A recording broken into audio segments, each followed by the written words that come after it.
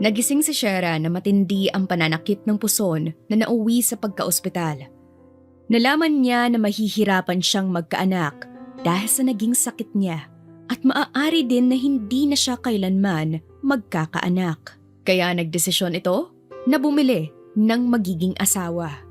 May papayag kayang bayaran niya upang manatili sa tabi niya at tumayong asawa? O habang buhay na lang siyang mag-iisa dahil sabi nga nila ay di lahat nabibili ng pera.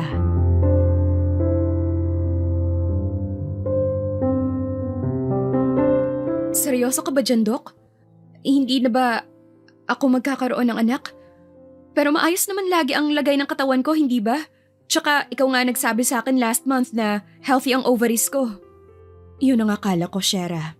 Pero base sa ultrasound mo ngayon, ay nagkaroon ng maliliit na cyst ang left ovaries mo. Madadamay din ang isa kaya naman kailangan mong magkaroon ng anak sa lalong madaling panahon. Pero hindi pwede, Dok, dahil may mga bagay akong kailangan gawin. Pagtanggi ni Shera dahil marami pang pasanin ang nasa balikat niya, kaya hindi niya natutukan ang pag-aasawa. Sa edad niyang 30 ay hindi pa siya nakaranas ng wagas at tunay na pag-ibig dahil mas marami pa siyang oras sa opisina kaysa sa kasintahan. Ang huling pag-ibig na naranasan niya ay 5 taon na ang nakakaraan at hindi iyon nag-iwan ng magandang alaala sa kanya. Wala na akong magagawa dahil habang pinaghihintay mo ito, mas lalo lamang lumiliit ang tsansa mo. Magdesisyon ka at narito lang ako para suportahan ka. Hindi ko na alam ang gagawin ko, doktora. Hindi pa ako handa lalo na nang wala akong nobyo para buntisin ako. Iyon ay hindi ko na problema ngayon dahil ito lamang ang sinasabi ko sa iyo na kailangan mo nang magkaanak sa lalong madaling panahon. Pinal na saad ng doktor na tumingin sa kanya. Ito na ata ang pinakamalaking problema ang kinahaharap niya ngayong taon. Parang kahapon lang ay maligaya siya dahil naging maayos ang takbo ng kumpanya. Ngunit heto siya at iniisip ang malaking problema. Nagpaalam na si Shera sa kanyang doktora at umuwi na sa mansyon niya. Hindi rin niya sinasagot ang tanong ng kanyang tiya na kanina pa nag-aantay sa pag-uwi niya. Labis naman ang pag-aalala nito kaya sinundan niya ang dalaga hanggang sa silid nito. Iha, may problema ba? Bakit napakatamlay mo? Hindi ba maganda ang naging trabaho mo sa opisina? Tiya, okay lang po ako. Medyo pagod lang po ako at hindi nakapagpahinga ng maayos. Aniya, subalit naroon pa rin ang matinding pagpipigil ng kanyang mga luha. Kung gano'n ay magpahinga ka na at pinapasabi ng lola mo ay uuwi siya sa sunod na buwan. Hindi siya nagsabi sa akin, tiya. Hindi ba niya sinabi kung anong gagawin niya dito sa Pilipinas? Okay na ba siya? Pwede na ba siyang umuwi ng Pinas? Sunod-sunod niyang tanong dahil naging biglaan naman ito. Ang kanyang lola ay may malubhang sakit na pinaglaban nila ng 5 taon. Nanirahan ito sa ibang bansa upang magpagaling at sa awa ng Diyos ay gumaling ito. Ngunit may isa itong pangarap na hindi matupad ni Shera. Ito ang bigyan ng apo ang lola. Paano pa ba niya ito gagawin kung may kinahaharap siyang matinding problema? Hindi niya sinabi sa akin, Iha, pero sa tingin ko tungkol na naman ito sa pag-aasawa mo. Iha, hindi naman sa nakikialam ako sa iyo, pero hindi ba ito na ang tamang oras para naman magpamilya ka? Hindi ka na bumabata, lalo nang hindi mo na maibabalik ang oras na nasasayang mo. Naiintindihan iyon ni Shera at ngayon niya naiisip ang mga pangangaral sa kanya ng mga matatanda na hindi talaga niya pinakinggan. Naiintindihan ko, tiya. Huwag kang mag-alala dahil sisiguraduhin kong makakapag-asawa ako. Nakangiti niyang sabi kahit ang totoo ay hindi talaga siya okay. Hiniga niya at itinulog ang problema, umaasa na paggising niya ay mababawasan ang mga ito. Subalit hindi pa siya tuluyan nakakatulog nang marinig niya ang tunog ng notification sa phone niya. Tamad pa niya itong kinuha upang tingnan nang magtaka siya sa nabasa. Isang link ang nasa email niya, kaya sa kuryosidad ay pinindot niya ito. Isang application ang nagtuturo roon na kailangan niyang i-install. Husband for sale? Phishing app ba to? O ano? Sino namang tangang gagawa ng ganito? Tanong niya sa sarili. Ngunit ininstall pa rin niya ito at tiningnan. Nanlalaki ang mga mata niya nang makita ang larawan ng nagwagwapuhang mga lalaki at sa ibaba ng litrato ang presyo ng mga ito. Talaga namang legit ang app na ito. May asawa na ako. Hindi na ako tutuksuhin ng mga kamag-anak ko. OMG, ang gwapo ng nabili kong asawa. Sa tagal kong single, sa app na ito pala ako makakakilala ng the one. Oh gosh, totoo talaga ang app na ito at pwede kang bumili ng mapapangasawa mo. Hindi lang sila gwapo, kundi mababait din sila at mamahalin ka ng tama. 5-star kayo sa akin dahil ang bait ng asawa ko. Anong kagagahan to? Bakit may ganitong app? Legal ba ang mga pagbebenta ng asawa na ganito? At saka ano to? Para sa lalaki gagastos ako ng 10 milyon? Gold ba sila, ha? Naiinis pa niyang hiyaw bago ibinato ang cellphone sa lapag. Ipinikit ang mga mata at sinubukang kalimutan ang mga nasa app. Hindi rin nagtagal ay naiinis siyang bumangon at dinampot itong muli upang alamin pa ang ibang bagay. Isang desisyon ang nabuo sa kanya at ito ang bumili ng mapapangasawa at magiging ama ng anak niya sa lalong madaling panahon. Kinaumagahan, nagising ng maaga si Shera upang maghanda at tumungo sa company ng Husbands for Sale. Mabilis lamang siya nakarating doon at unang bungad pa lang ng company, nagtaka na siya dahil mukha itong haunted house. Good morning, madam! Pasok na po kayo upang makapili ng mapapangasawa. Hinila pa siya ng babaeng bumati sa kanya papasok ng company. Namilog ang mga mata niya nang makita ang nagwagwapuhang mga lalaki na tila mga manika na nakadisplay. Pinagkakaguluhan pa ng mga babaeng mayayaman. Napansin pa nga niya ang sikat na modelo na kilig sa lalaking masungit na nasa harapan nito. Iginapang niya ang mga mata sa mga lalaking ito, subalit hindi niya makita ang magustuhan. 10 minuto na ata siyang nag-iikot ngunit wala. Not until mapansin niya ang isang lalaki na nakatayo. Tall, dark and handsome, lalo na sa suot nitong tuxedo. Para siyang na-starstruck. Wala sa loob niyang lumapit dito at hinawakan ang laylayan na dulo ng suot nitong suit. Nagulat naman ang binatang sa Finland dahil sa babaeng lumapit sa kanya. Namamangha ang mga mata at titig na titig sa kanya. Siya, si Finland, isang CEO ng sikat na kumpanya sa Makati. Narito siya sa company ng loko niyang kapatid upang patigilin ito sa illegal na business. Nagtayo kasi ito ng Husbands for Sale, sinuportahan pa ng mga kaibigan niyang sina Morocco, Israel, Denmark, Oman at Spain. Kaya naman sumasakit ang ulo niya ngayon sa stress. Subalit, napawi iyon nang makita ang maliit at cute na babaeng tila nawawala. Miss, magkano po siya? Ani pa nito. Miss, hindi kasi... Pero medyo mahal kasi si the one mo. Siya namang panlalaki ng mata ni Finland dahil napagtanto niya na inakala siyang isa sa mga binibenta dito. Name the price. Wala akong pakialam. Basta siya. Siya ang gusto kong maging asawa. Nagkatitigan pa sina Finland at ang kapatid nitong babae. Hindi naman kasi nakitaan ng pagtanggi ang binata kaya mabilis na naproseso ang pagbili ni Shera sa lalaki. 1 oras ang inantay ni Shera upang mabayaran ito na umabot ng kukulanging 20 million. Hindi naman ako mawawala, kaya hindi mo naman kailangan kumapit sa akin. Biro pa ni Finland sa babae. Hindi naman nakinig si Shera dahil mahirap na at maraming babae ang nakatingin ngayon sa kanila. Wala akong pakialam. Maganda ng ganito at baka may umepal pa dyan. Hindi naman ako sasama sa kanila. Maganda na ang sigurado. Pero ano ngang pangalan mo? Pasensya na at hindi ko natanong ng maayos. Finland. Ngumiti pa ito ng ubod ng tamis kay Shera na gulat naman ngayon. Oh, coincidence kung ang pangalan ko ay Shera? Di coincidence, kundi nakatadhana ka siguro sa akin. Loko? Sigaw pa ni Shera nang namumula ang magkabilang pisngi.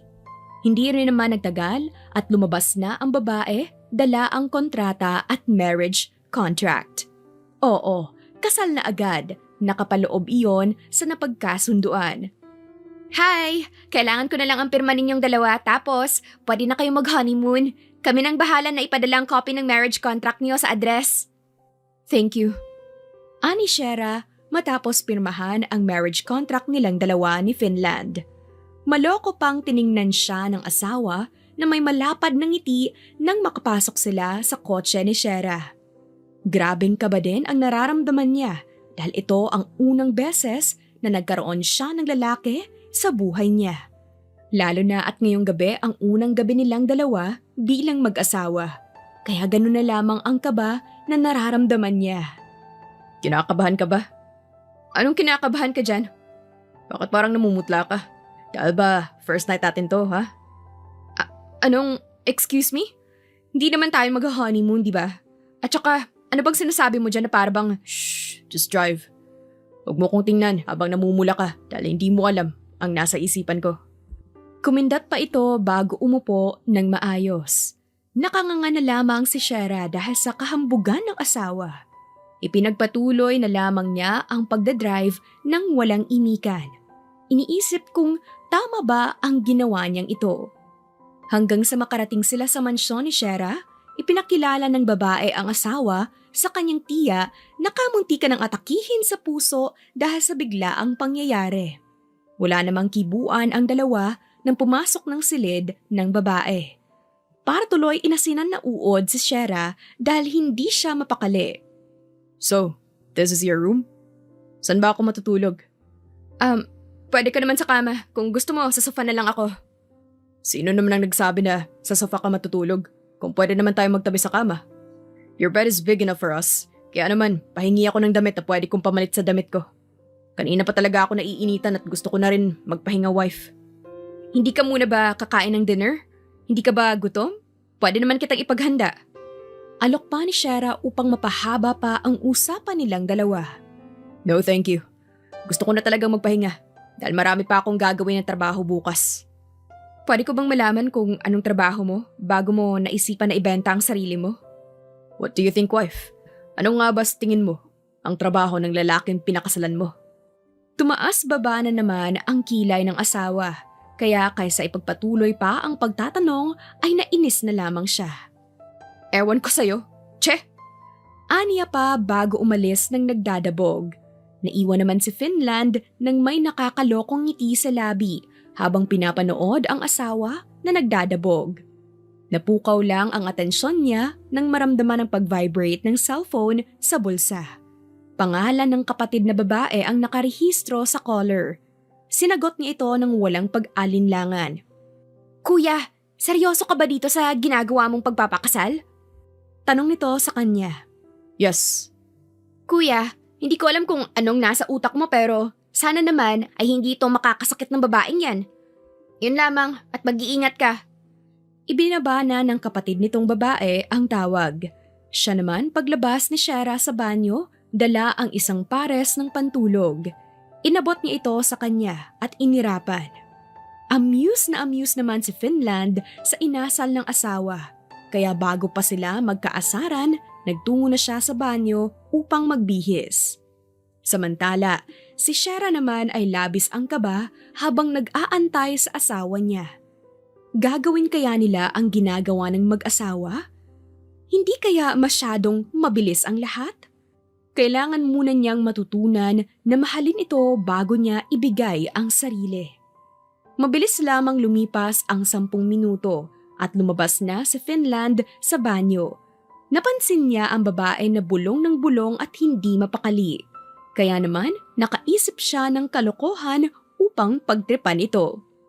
Napatili naman si Shera nang buhatin siya ni Finland at ibato sa ibabaw ng kama. Nanlalaki pa ang mga mata nito na mas lalo pang nagpalawak sa pilyong ngiti naman ni Finland.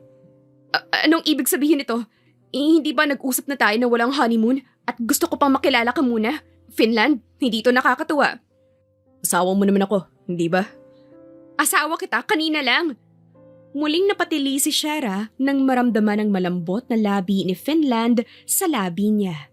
Mabilis lamang iyon ngunit ramdam pa rin niya ang mabilis na pagtibok ng puso niya. Sinasabi ko talaga sa'yo, Finland, Kapag may ginawa kang hindi maganda ngayon, tiyak na lilipad ka sa mansyon ko palabas. Sa tingin mo ba, natatakot ako sa'yo? Hindi ako natatakot, wifey. At isa pa, legal ang kasal natin. Kaya naman, wala kang magagawa. Pakunwari pa ang inilihis ni Finland ang suot na short. Hindi na kinaya at bumulang hit na siya ng tawa. Kung makikita mo lang ang mukha mo, kahit ikaw ay matatawa talaga. Don't worry, wifey. Hindi ko gagawin ang nasa isip mo. Pero kung gagapangin mo ko sa hating gabi, di naman ako papalag. Ang kapal mo talaga. Huwag kang matutulog sa kama ko, hayop ka. Namumula namang saad ni Shera.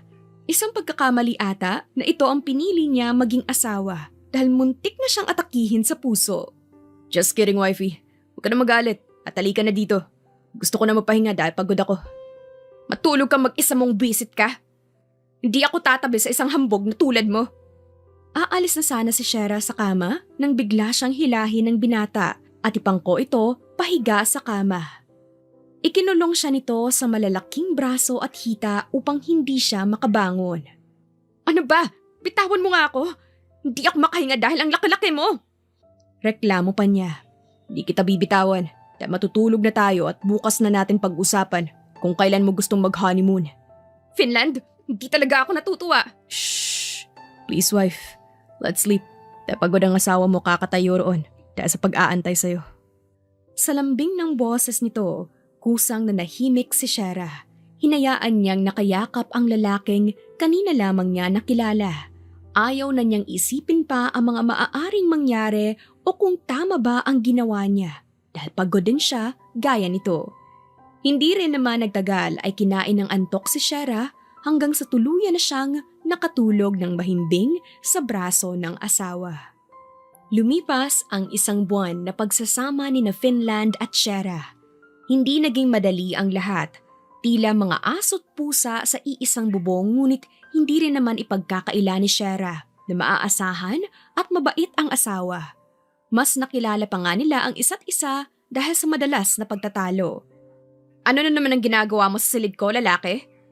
Nakataas kilay na tanong ni Shera sa asawa na may dalang unan na pumasok sa silid niya. Isa ito sa naging usapan ang paghihiwalay ng silid pansamantala hanggat hindi pa nila mahal ang isa't isa. Subalit likas na pasaway talaga si Finland dahil dito pa rin siya natutulog sa tabi ni Shera. Kumukulog, kaya dito muna ako matutulog. Parang kagabi lang, dito ka natulog at ang dahilan mo ay malakas ang ingay ng butiki sa kwarto mo. Ngayon naman, kumukulog? Nakikita mo ba kung gaano katahimik yung gabi? Basta, dito ako matutulog at huwag ka na maingay. Hindi ka kasi sumusunod sa usapan, di ba ang usapan natin, hanggat hindi natin mahal ang isa't isa, hindi tayo pwedeng magtabi? Ayoko, magtatabi tayo dahil dito ako nakakatulog ng mahimbing. Matigas pa rin nasabi ni Finland bago ito tumalon sa kama at nagtago sa makapal na comforter. Ang kulit mo talaga, no? Ano ka ba, bata? Pero, maiba nga tayo. Ano ba talagang trabaho mo? At bakit lagi kang nakasuit? Takang tanong naman ni Shera. Ilang beses na kasi nila itong napag-usapan pero hindi pa rin masabi ni Finland ang totoo. Di ako nagtatrabaho sa illegal. Huwag ka magalala. Pero seryoso nga, anong trabaho mo? Kasi sa totoo lang, imposible na isa kang bouncer o bodyguard. Mas makinis at maputi ka pa sa akin. Tingnan mo nga yung mukha mo at wala ni isang pores. Tapos tingnan mo yung katawan mo. Para kang si Adonis. Pasado ka nga kung magiging model ka eh. Kung ganon, nagagapuhan ka sa akin? Oo naman, bakit hindi? Nasa harapan ko na ang ebidensya at hambog ka lang talaga. Inirapan pa ito ni Shera bago bumalik ang tingin sa binabasa niyang libro. Thank you. Ang akala ko ang kaya mo lang gawin ay dumada tapos awayin ako.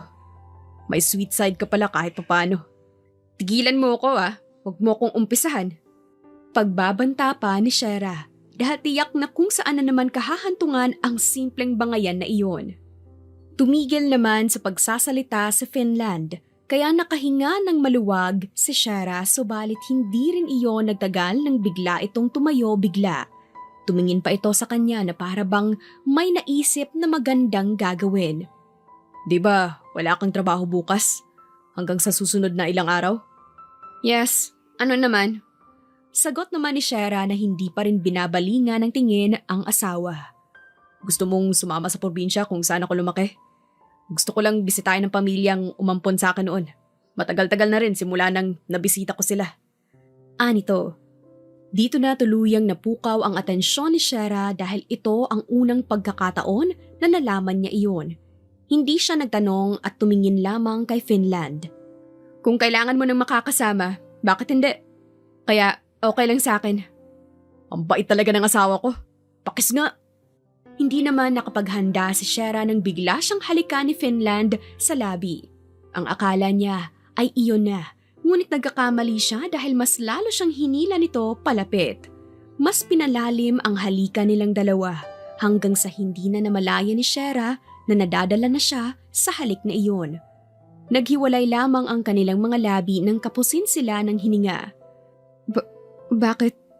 Iyan ang unang salita na lumabas sa labi ni Shera. Anong bakit? Bakit ako tumigil? Gusto mo pa ba ng round 2? Loko! Bakit mo naman ako hinalikan ka ako? Namumula na naman ngayon ang buong mukha ni Shera. Iyon kasi ang unang halikan nila bilang mag-asawa na nadala talaga siya. Muntik nang silaba ng buo niyang katawan kaya naman napadampot siya ng remote ng aircon upang mas lalong palamigin ang buong silid. Di naman masamang halikan ng asawa ko, hindi ba? At saka, sumukli ka rin naman ng halik. Paano kasi? Ikaw nga ang may kasalanan kung bakit ako humalik pabalik. Ako pa talagang pagbibintangan mo, no? Round 2? Sira ulo! Iyon na lamang ang nasabi ni Shera dahil sa kahihiyan. Tumayo siya mula sa kama at naglakad palabas ng silid nila nang pinapaypayan ang sariling mukha. Hindi niya na kinakaya ang init ng silid niya kaya naman sa guest room na lamang siya matutulog. Hindi niya na alam ang mga susunod na mangyayari lalo na't ramdam din niya ang kasabikan ni Finland sa kanya. Lumipas muli ang magdamag at nagising silang dalawa ng sabay dahil nga ngayon ang pag-alis nila patungong probinsya. Antok man si Shera ngunit wala siyang magagawa dahil nga kailangan niyang samahan si Finland. Nag-impake sila ng mga gamit na kailangan at iilang mga pasalubong na pagkain na wala roon. Sa buong biyahe, tulog lamang si Shera. Nagising lamang siya nang alugin ng kaunti ang braso niya. Minulat pa niya ang mga mata at ang unang bumungad sa kanya ay si Finland. Nandito na tayo? Tanong pa niya sa asawa. Yes. Kaya mo bang maglakad? Oo naman. Bakit ba baldado ba ako? Aniya pa, kaya naman napakamot na lang ng ulo sa Finland. Wife, nagmamagandang loob lang ako. At baka gusto mong buhatin kita. Che! Huwag mo nga akong umpisahan at hindi maganda ang gising ko ngayon. Nag-aaway ba kayong dalawa, Finland? Iha, inaaway ka ba ng pasaway na batang ito? Pasensya ka na at hindi ko na siya mapalo dahil matanda na. Ani ng matandang babae na may hawak na tungkod. Nay, kanina pa po kayo dyan. Ba't hindi ka nagsabi para matulungan ko sana kayo? Aligagang lumapit naman si Finland sa matanda at inalalayan ito. Subalit nakatikim lang ang lalaki ng sapak sa matanda dahil sa pagiging pilyo nito. Abang batang to, napakapasaway at pilyo. Halika na at isama mo na ang asawa mo sa loob ng bahay upang makapaghapunan na kayo. Hindi naman mawala ang tingin ni Shera sa asawa dahil ang mukha nito na madalas ay pilyo ay kakaiba ngayon dahil ang mukha nito ay may malapad na ngiti at maaliwalas. Isang malaking lumang bahay ang titirahan nila pansamantala. Ang palayan at taniman sa likod ng bahay ang nakakuha sa atensyon ni Shera. Napapikit pa siya sa malamig na simoy ng hangin na tumatama sa maputla niyang balat. Nagustuhan mo ba? Sulpot ni Finland at yumakap pa sa bewang niya. Ipinatong pa ang baba nito sa balikat niya. Hindi na nabibigla si Shera sa mga yapos ng asawa dahil nasanay na siya at ramdam niya ang kaligtasan rito. Dito ka lumaki? Ang ganda dito. Napakatahimik ng lugar. Sa ganitong lugar ang pangarap ko noon pa. I must say na naging maganda ang buhay ko nung bata pa ako. Dito sa piling ni nanay. Pero hindi naging masaya na makilala ko ang totoo kong pamilya. Lumayo pansamantala si Shera sa asawa upang makaharap ito dahil nais niyang malaman ang kwento kaakibat sa sinabi ng asawa. Anong ibig mong sabihin? Hindi ba sila naging mabait sa'yo? Hindi ka ba nila tinuring na parang totoong anak? They love me.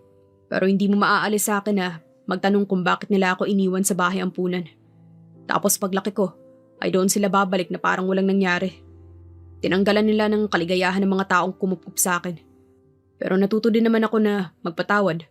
Kaya naman, paminsan-minsan ay binibisita ko sila. Galit ka pa rin sa kanila? No, naiintindihan ko na ngayon. At iintindihin ko palagi. Nakatingin lamang si Shara sa asawa dahil sa sinabi nito. Mayroong kung ano na humaplo sa puso niya kung gaano kabait ang lalaking pinakasalan. Bakit ka nakatingin sa akin? May dumi ba ang mukha ko? Wala naman. Naisip ko lang na ang bait pala ng lalaking napangasawa ko. I think gusto na kita. Ewan ko, pero iba kasi ang saya nito. Itinuro pa ni Shara ang dibdib kung nasaan ang puso niyang sobrang bilis ng tibok ngayon. Nagulat naman si Finland sa pag-amin ng asawa sa kanya. So, Hindi ko naman hinihingi sa'yo na mahalin din ako pabalik. Dahil nga ang kasal natin ay biglaan lamang, hindi ba?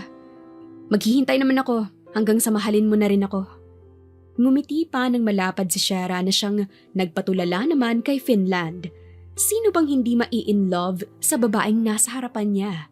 Isa itong napakabuting babae. Walang kapares kaya naman hindi niya mapigilan na makonsensya sa malaking kasalanan na nagawa. Hindi mapigilan ni Finland na matakot na baka balang araw ay ang ngiti sa labi ng asawa ay mapalitan ng galit. Napaiwas siya ng tingin at nakuyom ang mga kamao sa isiping mawawala ito sa kanya. Ngunit paano ba niya aayusin ang problemang siya mismo ang gumawa? Finland, hindi mo naman ako kailangang sagutin sa ngayon. Naiintindihan ko naman. Tsaka parang wrong timing ang pag-amin ko, hindi ba? Tumawa pa ng mahina si Shara. hindi naman sa ganun.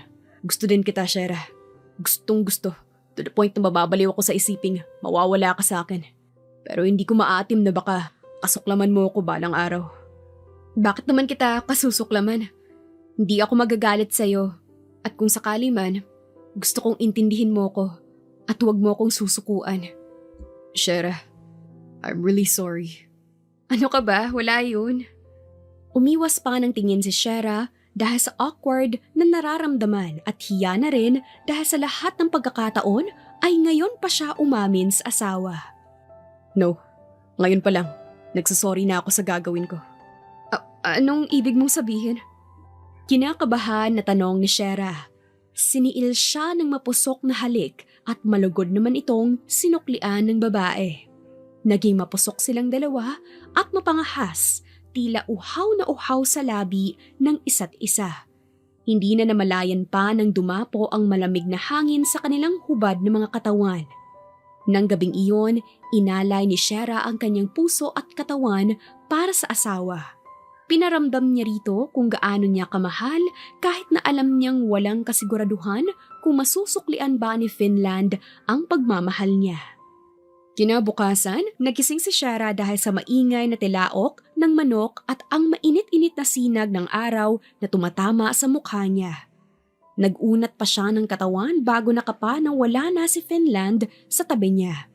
Bigla na lamang namula ang mukha niya nang maalala ang mainit-init na sandali kagabi. Hindi siya makapaniwala na ginawa nila ang bagay na iyon.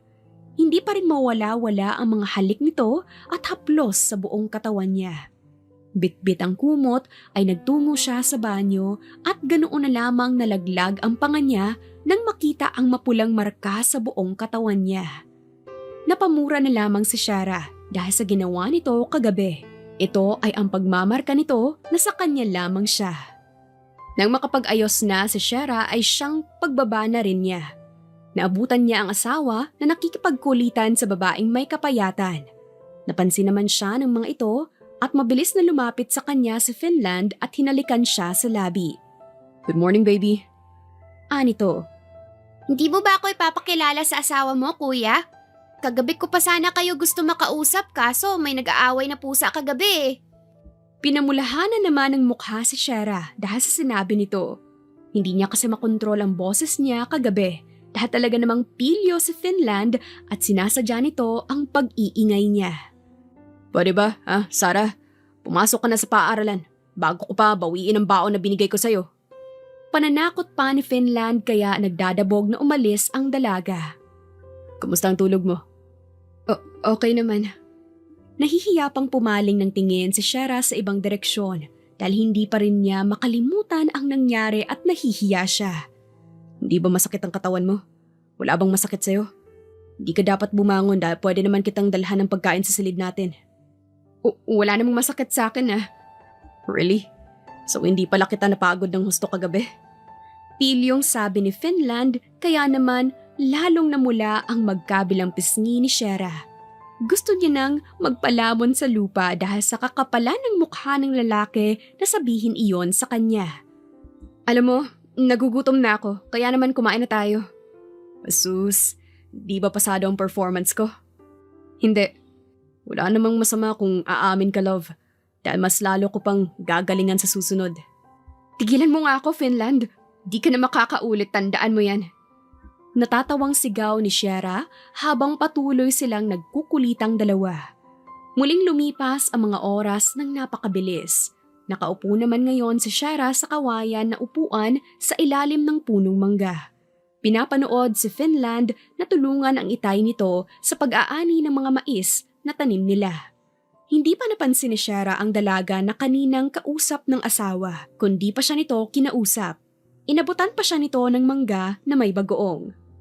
Ate, hindi ba nasa ibang bansa ka? Bakit parang ang bilis mo naman gumanda? Ani nito. Anong ibig mong sabihin? Natatawa pang tanong ni Shara. Bata pa lamang kasi ang babae at sa tansya niya ay nasa 17 pa lang ito. Di ko alam kung natatandaan mo pa ba ako pero hindi noong dinala ka ni kuya dito at hindi ka naman ganyan kaganda. Alam naman namin na ikakasal na kayo pero bakit naman biglaan? Dito na nabura ang ngiti sa labi ni Shara. Kumabog din ang dibdib niya ng sobrang lakas. Pero ngayon pa lang ako nagpunta dito. May ibang babae ba? Kailan? Di ko na maalala pero 2 taon na. Hindi ba ikaw yun? Kung ganun, hindi pala sila nagkatuluyan. Mabuti naman. Ani pa ng babae sabay tawa. Pwede ko bang malaman kung ano ang pangalan ng babaeng sinasabi mo? Teka at iisipin ko lang ha. Dahil ang tagal na rin kasi simula nang mapag-usapan siya dito sa amin. Ang akala talaga namin magkakatuluyan sila ni Kuya Finland. Hindi rin kasi maganda ang ugali ng isang yun. Pero alam mo ba kung sino siya? Helena. Helena ang alam kong pangalan ng kasintahan niya. Kumabog ng sobrang bilis ang dibdib ni Shara dahil ang babaeng sinambit ng babaeng nasa kanyang harapan ay walang iba kundi ang dati niyang kaibigan. Pinapawisan siya ng malamig at nanginginig ang kanyang mga kamay habang iniisip kung ano ba ang takot na namumuo ngayon sa dibdib niya. Napatingin pa siya kay Finland na masayang nagbubungkal ng lupa. Walang kaide-ideya na nagkakalamat na pala ang relasyon na nag-uumpisa pa lamang. Napansin naman ni Finland ang asawa dahil sa matinding pananahimik nito. Tulala at tila malalim ang iniisip kaya naman hindi niya na napigilan ang sarili na lapitan ito. "What's wrong?" tanong niya sa asawa. Huminga ng malalim si Shara at umayos ng upo.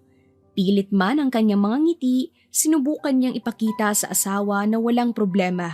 Subalit hindi naniniwala si Finland na walang problema dahil ramdam niyang mayroon. Wala naman. Siguro dahil yan sa namimiss ko lang ang mommy ko. Wife, alam ko hindi pa ganun katagal simula nang nagkakilala tayo. Pero hindi mo matatago sa akin kapag alam kong may bumabagabag sa'yo. Wala namang bumabagabag sa akin, Finland. Dala lang siguro ito nang wala akong ginagawa dito. Kaya naman huwag ka na mag-isip ng kung ano-ano. Tumungo ka na roon at tulungan mo na sila nanay at tatay. Siguro ang gagawin ko na lang ay pumanhik na muna sa silid natin. Tapos ay tutulungan ko na rin si Lola na maghanda ng hapunan natin para mamaya. Ngumiti pa ito ng pilit. Wala nang nagawa pa si Finland kundi sumang-ayon sa sinambit ng asawa. Ayaw naman niyang pilitin ito na magsabi dahil ramdam niya na may tinatago ito. Antayin na lamang niya na magsabi ito. Muling lumipas ang 2 araw at napansin na talaga ni Finland ang matinding pagbabago ni Shera. Madalas na kasi itong tahimik at tulala. Sinubukan namang magtanong ni Finland, subalit naging tikom ang bibig ng asawa. Hanggang sa tuluyan na silang umuwi ng Maynila. Pinilit ipagsawalang bahala ni Finland ang kakaibang pakiramdam. Siguro'y nagdadalawang isip si Shera kung tunay ba ang nararamdaman niya para rito. Kaya naman ginawa ni Finland ang kanyang makakaya upang iparamdam sa asawa na totoo at seryoso siya. Ginawa niya ang lahat upang makuha ang tiwala nito. Hindi naman siya binigo dahil makalipas ang 1 linggong panunuyo, bumalik sila sa dati. Dapit hapon nang matapos si Finland sa kanyang 4 na oras na meeting, nag-unat pa siya ng kanyang likod at hinilot ang kanyang sentido dahil sa mga pasaway niyang empleyado. Hindi na rin siya nag-abala pa na balingan ng tingin ang taong pumasok sa kanyang opisina. Pare, long time no see! Ani ng kaibigan na si Israel. Ano na namang ginagawa mo dito? Malamig pa niyang tanong dahil madalas na nagpupunta ang mga kaibigan niya sa kanyang kumpanya. Ang mga kaibigan niyang matitigas ang mukha at sakit sa kanyang ulo.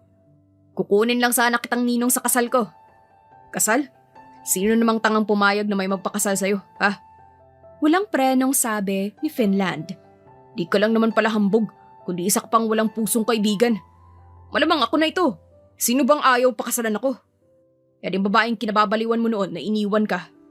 Dito na napatikom ng bibig si Israel at napasalampak ng upo sa sofa.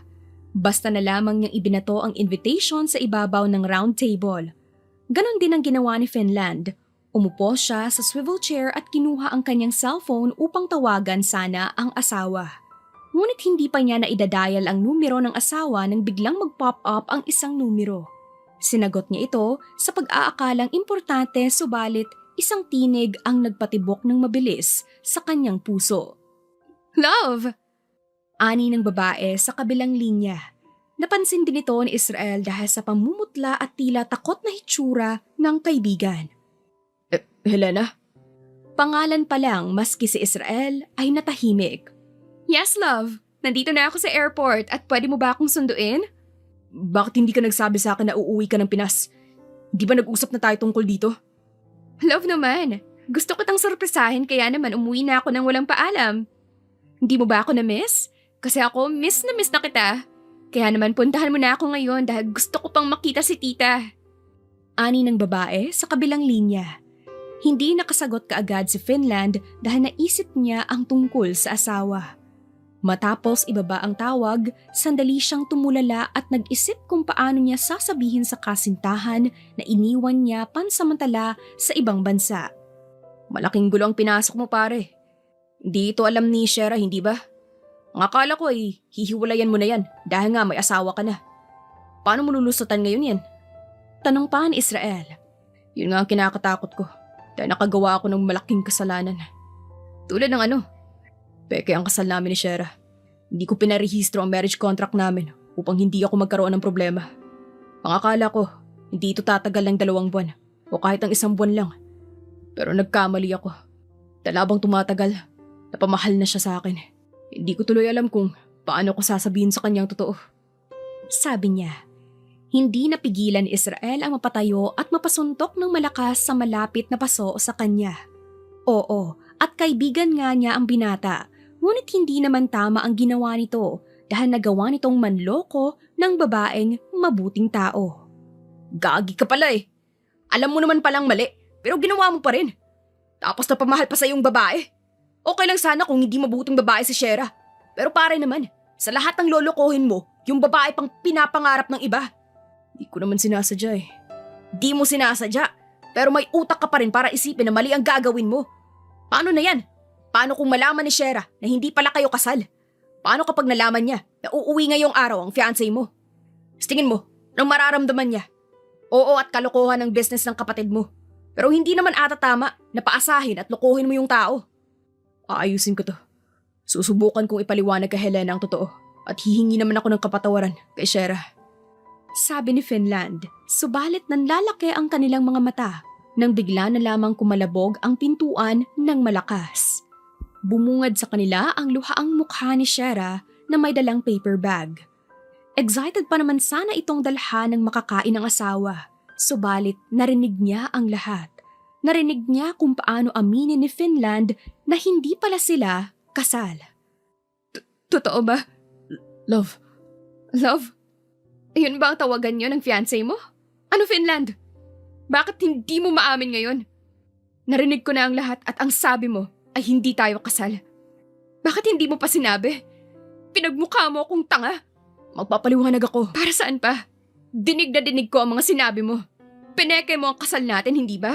Ibig sabihin nun, naglaro lang pala tayo ng bahay-bahayan, hindi ba? Shera, please, ayaan mo akong magpaliwanag. Akala ko iba ka.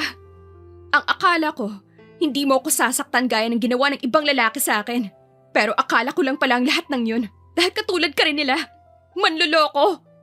Madiin na sigaw ni Shera na puno ng galit habang nakatingin sa binata ang mga mata niya na napupuno ng puot at luha.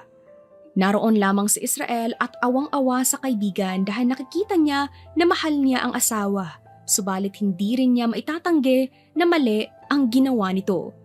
Ngayon lamang din niya nakita kung paano magmakaawa at matakot ito. Shera, please, ayaan mo ako mapaliwanag. Huwag mo namang gawin sa akin to.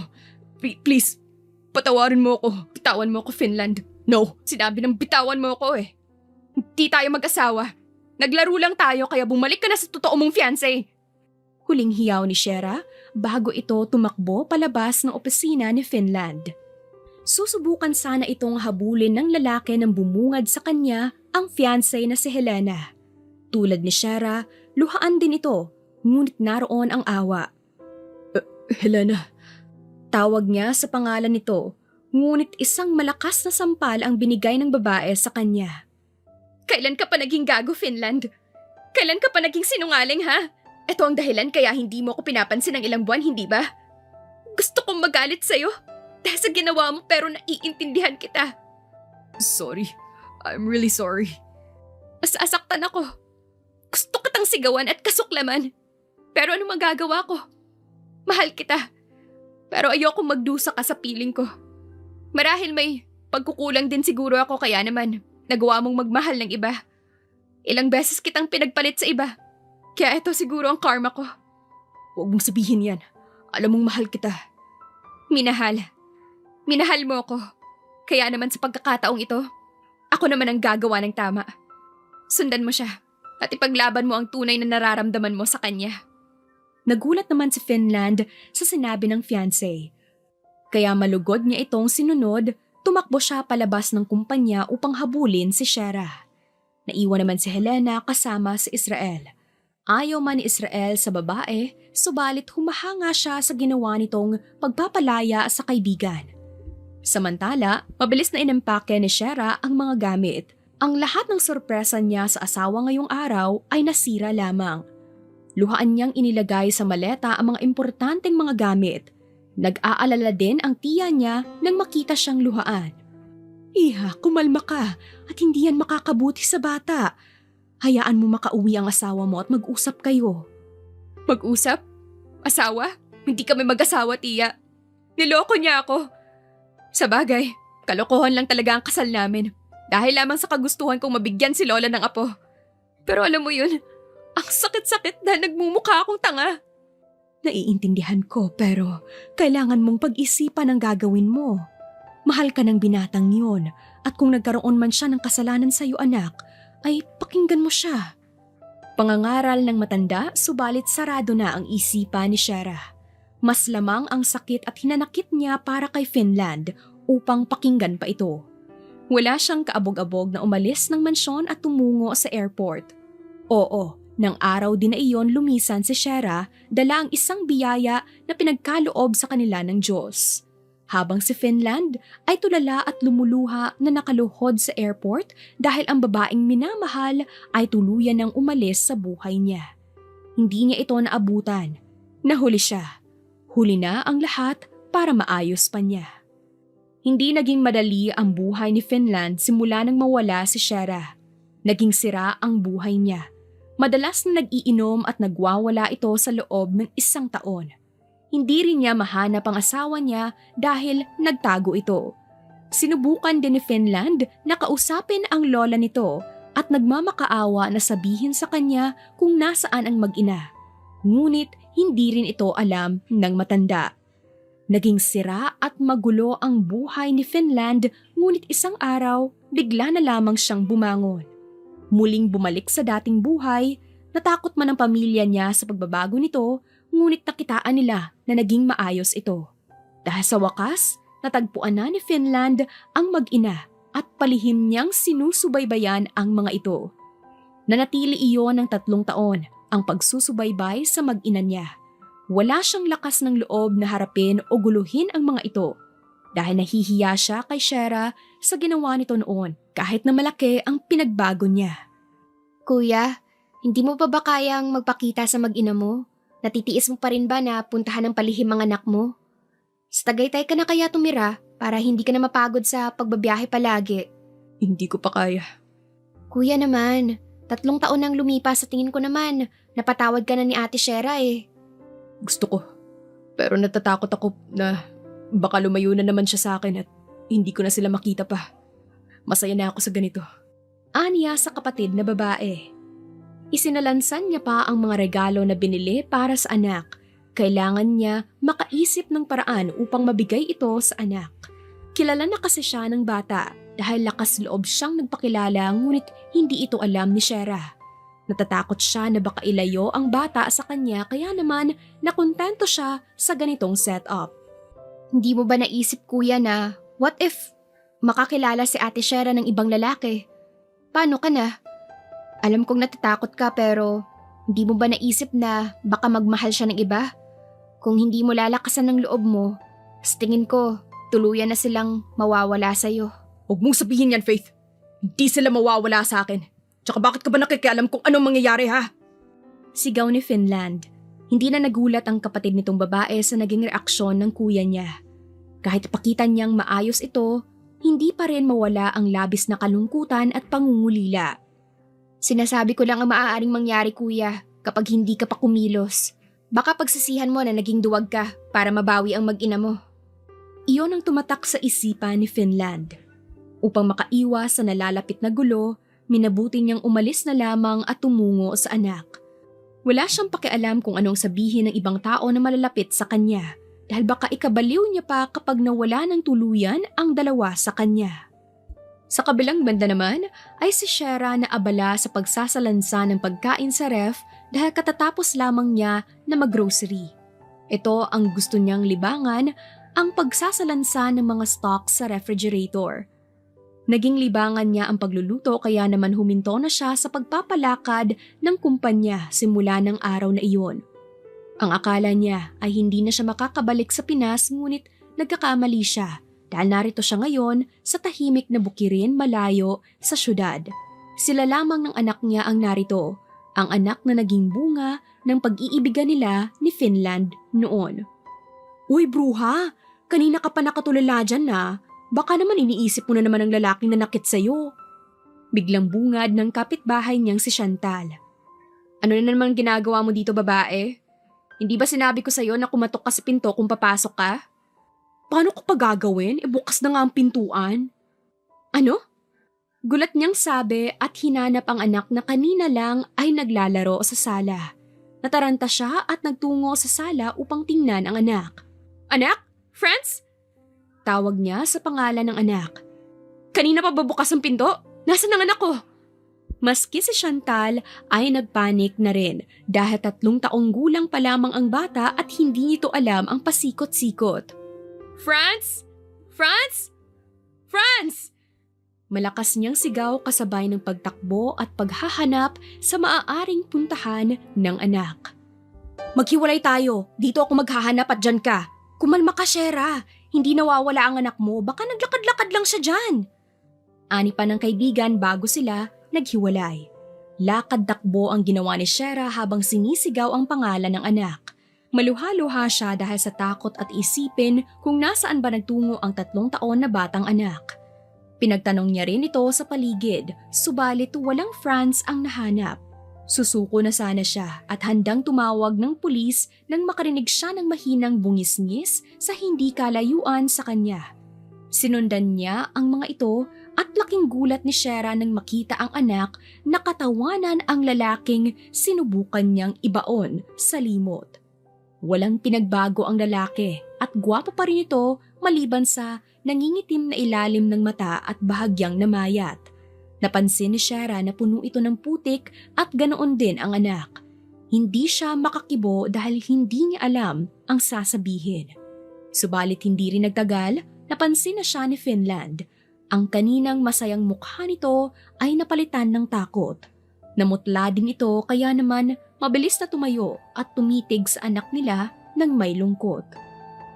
Sorry, hindi ko sinasadya na madumihan ang suot niya, lalo nang hindi ko gusto na mag-alala ka sa kanya. Nakita ko lamang siya na palakad-lakad kaya naman nakipaglaro ako saglit pero hindi ko naman siya iuuwi o ano. Depensa pa nito na halata mong may takot sa mga mata. Franz, come to mama na. Hindi ba sabi ni mama hindi ka pwedeng lumabas ng hindi nagpapaalam? Sorry po, Mama. Papa, wait po. Utal pang sagot ng anak. Pero sa susunod magsabi ka, okay? Paano kung napahamak ka? Sorry po. Cute na cute nitong sabi bago humalik kay Shera sa pisngi. Magsasalita na sana si Finland nang biglang umeksena ang kaibigan nito na humahangos pa sa pagod. Shera! Mabuti naman at nakita mo na si Franz. Pero, sino si Pogi? Wait, kamukha niya si Franz. Hindi ba siya ang daddy ni Franz? Natutupan nito ang sariling bibig habang titig na titig sa mukha ni Finland. Pwede mo bang samahan ang anak ko pauwi ng bahay? Mag-uusap lang kaming dalawa ni Finland. Oo naman, oo. Ako nang bahala sa makulit na batang to at mag-uusap lang kayong dalawa ng Pogi. Alam mo nang dapat sabihin mo, Shera. Ani naman ang kaibigan ni Shera bago binitbit ang bata at umuwi. Naiwan naman sina Finland at Shera roon at hindi alam kung paano ba uumpisahan ang pag-uusap. Tila napipe si Finland dahil sa kabang nararamdaman. Salamat dahil nakita mo ang anak ko.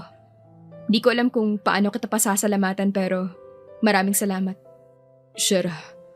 Ubod ng pangungulila ang tinig naman ni Finland. Kung wala na tayong pag-uusapan, siguro umuwi ka na lang ng ligtas. Maraming salamat ulit. I miss you. Napapikit naman si Shera nang marinig ang sinabi ng lalaki para iyong humaplos sa dibdib niya. Kahit anong tanggi niya, hindi pa rin niya mapigilan ang sarili na mamiss ito. Kahit na hindi maganda ang naging pagwawakas nilang dalawa, ay hindi kailanman nawala ang pagmamahal niya rito. Paano ba tayong mag-usap? Kahit 5 minuto lang. Gusto ko lang magpaliwanag. Gusto ko lang humingi ng kapatawaran sa nagawa ko noon sa'yo. Gusto kong patawarin mo na ako. Ano bang meron? Para bang huli na ang lahat para dyan? Masaya na ako kasama ang anak ko. Sa tingin ko naman, hindi na kailangan pang marinig ang tungkol sa bagay na yan, di ba? Nangyari na at naiintindihan ko na. Sorry. Patawarin mo ako. Kahit ayaw mong pakinggan ang paliwanag ko. Gusto ko pa rin ito ipaliwanag. Noong una, inaamin ko na natuwa ako sa lakas ng loob mo na bilhin ako. Hindi ako kasali sa business ng kapatid ko. At naroon lamang ako upang pigilan siya sa kalokohan niya. Noong una, gusto ko lang makita kung hanggang saan ang kasal na iyon. Pero habang tumatagal, napamahal ka na sa akin. Minahal kita. Mahal na mahal kita. Kaya nung napagtanto ko yun, sinubukan kong ayusin ang lahat. Iyan yung araw na narinig mo ang usapan namin ni Israel. Patawarin mo ako, Shera. Mahal na mahal kita at ginawa ko ang lahat ng makakaya ko para magbago at baguhin ang kasalanan ko. Nung una akala ko kakayanin ko na hanggang tingin lamang ako sa inyo. Pero habang tumatagal, hindi ko na kinakaya. Mahabang paliwanag ni Finland sa babae. Panay naman ang agos ng mga luha ni Shera dahil kahit ganon nakatagal ang lumipas, naroon pa rin ang kirot. Ngunit ngayon tila nabunutan siya ng tinik. Biglang gumaan ang loob niya sa narinig na paliwanag nito. Please, ako na lang ulit. Pwede naman, hindi ba? Kaya kong ibalik ang pagmamahal mo sa akin. Paghihirapan ko basta please, patawarin mo na ako. Hindi ko na kaya na malayo kayo sa akin. Ng anak natin, hindi ko na kaya. Humagulgol pa ito ng malakas. Sorry, patawarin mo ako. Lumuhod pa ito sa harapan ni Shera. Tumayo ka dyan, Finland. Huwag kang lumuhod sa akin, pakiusap lang. Nakikiusap ako sa'yo na huwag kang lumuhod sa harapan ko. Shara, 3 taon ako nag-antay sa pagkakataon na to para lang makausap at makaharap ka. Wala akong lakas ng loob na harapin ka dahil natatakot ako na baka mas lalo kang mawala kaya nagtiis ako. Pero sana naman, kahit ngayon lang, pakinggan mo naman ako please. Finland, Please, gusto ko kayong makasama ng anak natin. Mahal kita. Mahal na mahal at hindi iyon nawala. Naiintindihan ko. Kaya please lang, huwag kang lumuhod. Finland naman, please, tumayo ka na dyan at mag-uusap tayo sa bahay. Sabihin mo sa akin na pinapatawad mo na ako please. Sabihin mo sa akin na mahal mo pa rin ako. Finland, hindi lang makapal ang apog mo, kundi hindi ka pa makapaghintay na makapunta tayo sa bahay at makapagpalit ka ng damit. Please. tumitig pa si Shara sa lalaki na nagsusumamo sa kanya. Sino ba siya upang pigilan pa ang sinisigaw ng damdamin niya? Sino ba siya upang ipagpatuloy ang matinding pagdurusa nilang dalawa? Kung maaari namang subukang muli. Oo, mahal pa rin kita. At hindi iyon nagbago. Marahil galit ako dahil sa mga nalaman ko noon. Pero ni minsan, hindi ka talaga nawala sa isipan ko. Kamukhang kamukha ka ng anak natin kaya naman araw-araw din pinapaalala sa akin ni Franz na hindi pala talaga kita nakakalimutan. Kaya naman tumayo ka na dyan at sa bahay na tayo mag-usap. Mas lalong pumatak ang mga luha ni Finland dahil sa sinambit ni Shara. Hindi niya napigilan ang sarili na yakapin ito ng sobrang higpit. Paulit-ulit na nagpapasalamat at ibinubulong ang pagmamahal niya sa babae. Magkahawak kamay pa silang pumasok sa bahay nang maabutan nila ang kaibigan ni Shara na nakangiti ng malawak sa dalawa.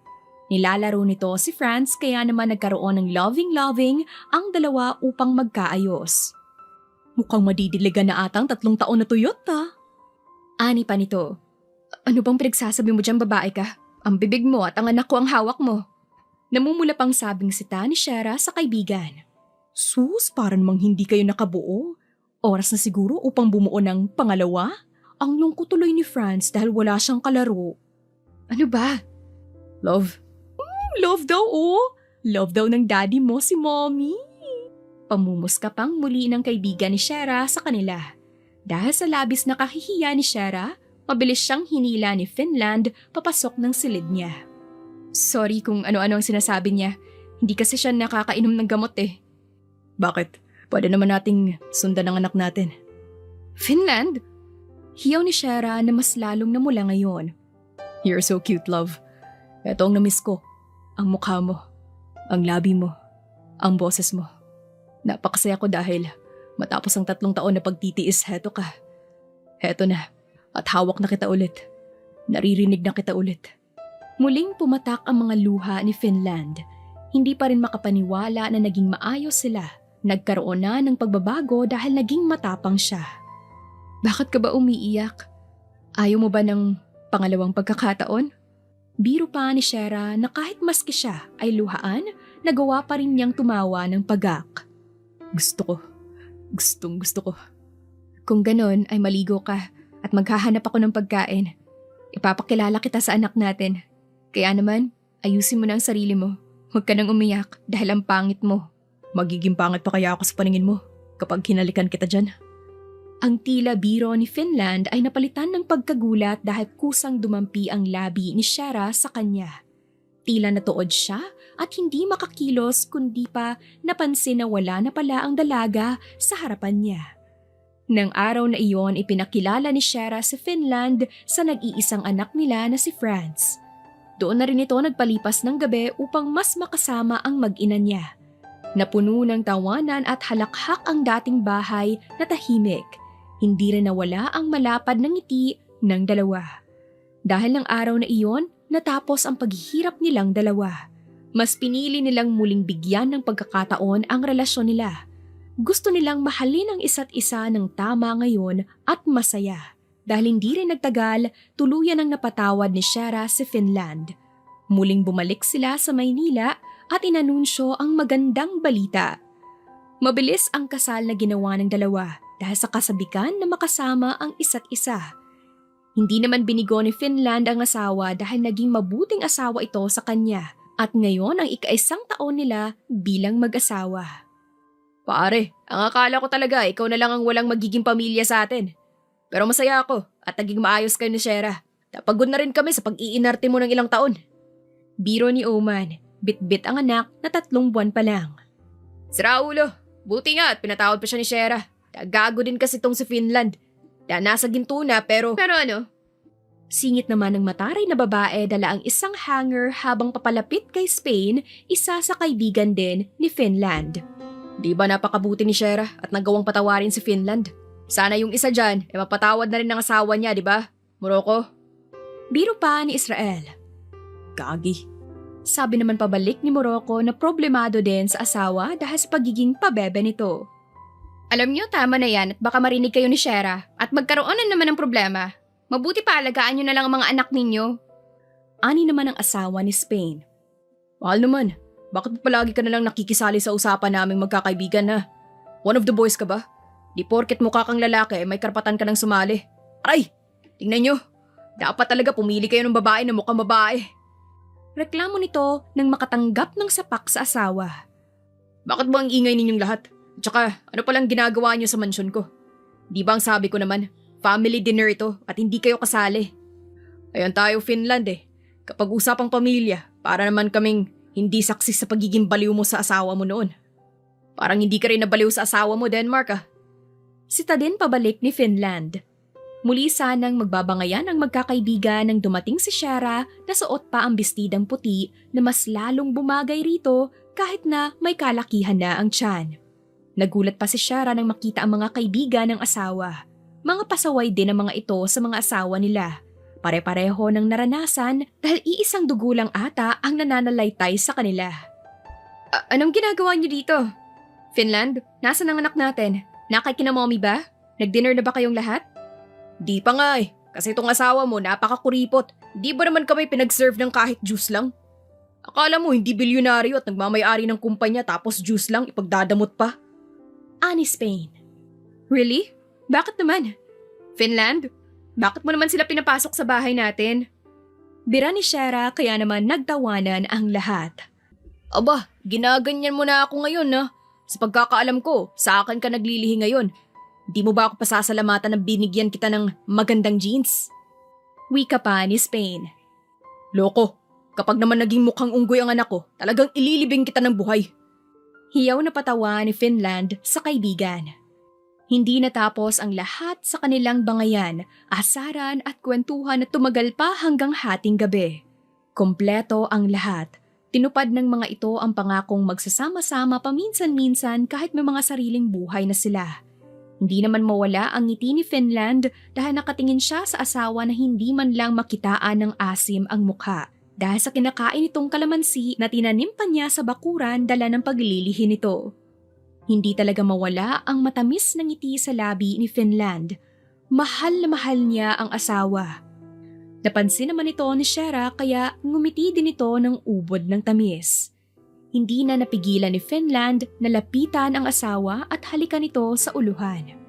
Are you happy, love? Oo naman. Sino bang nagsabi na hindi ako masaya? Ang saya ko nga eh, lalo na nang dumating ka sa buhay ko. Kikiligin na ba ako? Ngumisi pa ng nakakaloko si Finland na inulanan din ng batikos ng mga kaibigan. Iginiya ni Finland ang asawa patungo sa garden upang ipakita ang ilang araw niyang pinaghirapan. Ang hardin na napupuno ng mga paborito nitong bulaklak, ang mga kaibigan nila na may dalang confetti na sabay-sabay nilang pinutok. Ano na naman ang pakulo na ito, love?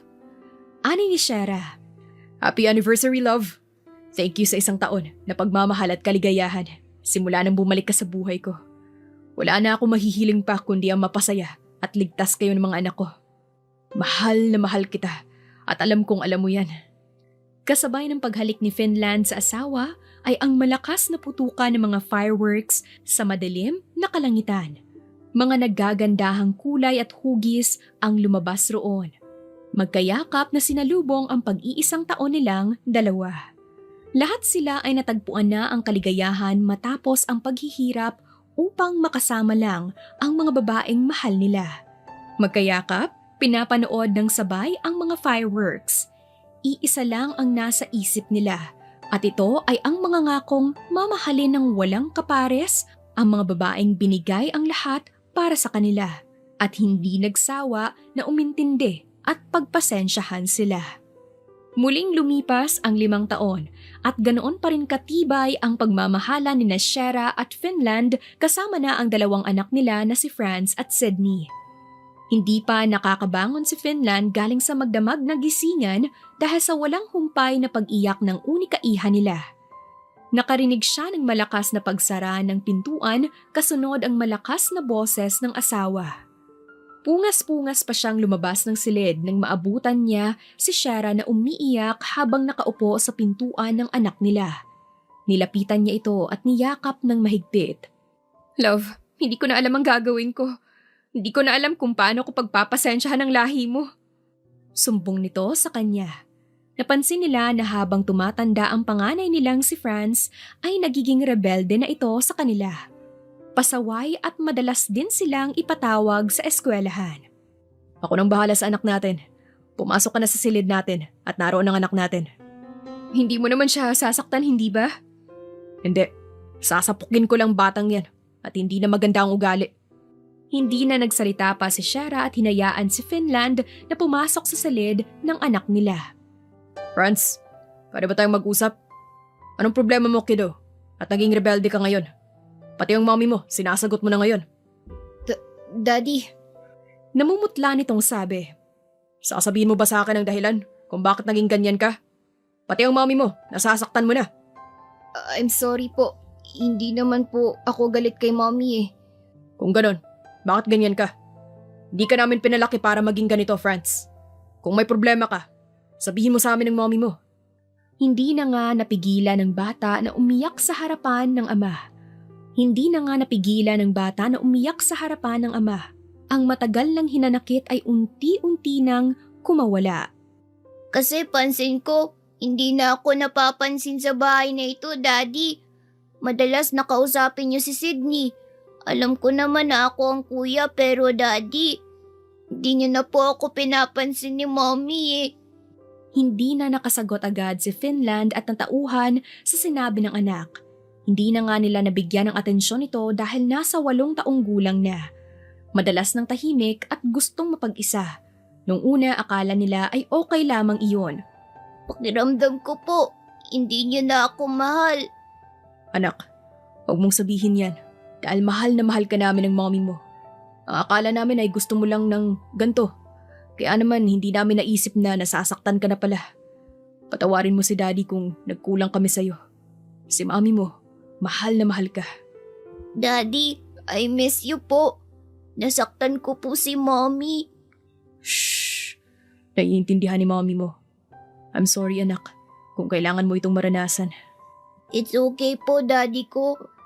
Puntahan na natin si mommy mo. Kanina pa siya umiiyak." Tumango naman ang anak niya kaya nagtungo sila sa silid ng ina nito. Nag-iyakan ang mag-ina at nagyakapan. Pinapanood naman ito ni Finland, ang mag-ina niya at ang mga anak niyang unti-unti nang lumalaki. Ang bilis ng panahon na parabang kahapon lamang nangyari ang lahat. "Finland?" Tawag ng asawa sa kanya. "Yes?" "Ang lalim ata ng iniisip mo ah. Okay na kami ng pasaway na ito. Kaya naman, huwag ka nang sumimangot dyan." Oo nga, Daddy. Kaya ka tumatanda agad eh. Bira pa ng anak kaya ginulo naman ni Finland ang buhok nito. Hanggang sa nagpaalam ang mga anak nila na maglalaro sa garden. "Anong iniisip mo?" Tanong muli ni Shera sa asawa. "Naisip ko lang na ang bilis ng panahon. Pakiramdam ko kahapon lamang nangyari ang lahat. Ang mga anak natin, lumalaki na. At natatakot ako na baka balang araw, iwan na nila tayo." "Huwag mong isipin yan. Hindi tayo iiwan ng mga bata. Magkakaroon lamang sila ng sarili nilang buhay. Kung palagi mong iisipin ang mangyayari sa hinaharap, hindi ka matatahimik. Panoorin natin silang lumaki at matupad ang pangarap nila." Tingin ko, oras na para sundan si Sydney. Nanlalaki naman ang mga mata ni Shera sa sinabi ng asawa. Kasunod ang malakas na tawa nilang dalawa. Ang kaninang mabigat na tensyon ay napalitan ng gaan at kulitan. Nauwi sa kulitan ang kaninang iyakan. Naghabulan pa tila hindi pa nagkakaedad kahit na 5 taon na ang lumipas. Ngunit ang maganda dito ay hindi pa rin nagbabago ang pagmamahal nila sa isa't isa.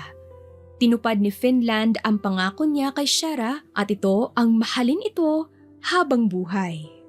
Wakas.